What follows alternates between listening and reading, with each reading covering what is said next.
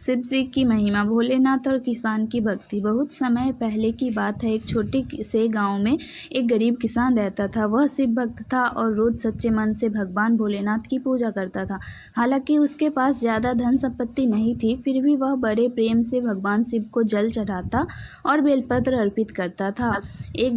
एक दिन गांव में सूखा पड़ गया। खेतों में फसल सूखने लगी, तालाब और कुएं में पानी खत्म हो गया। किसान बहुत चिंतित था, लेकिन उसकी आस्था डगमगाई नहीं। उसने सोचा, मैं अपनी भक्ति से ही भगवान को प्रसन्न करूंगा, वो आस्था अवश्य मदद करेंगे।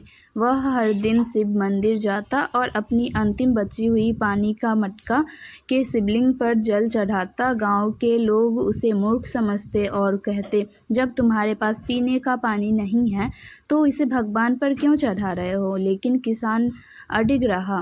कुछ दिनों बाद भगवान शिव उसके भक्ति से प्रसन्न हुए। एक रात भोलेनाथ ने सपने में दर्शन दिया और बोले, हे भक्त, तेरी भक्ति सच्ची है और अटूट है।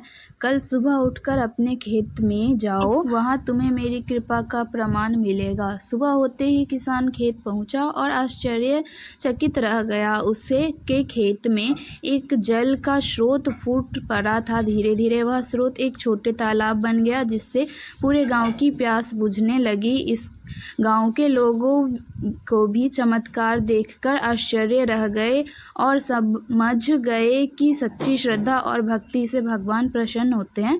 तब से उस गांव में भगवान शिव की पूजा और भी श्रद्धा से की जाने लगी और किसान का खेत हमेशा हरा भरा रहने लगा। यह कहानी हमें सिखाता है कि सच्ची भक्ति और विश्वास से भगवान भोलेनाथ जरूर कृपा करते हैं।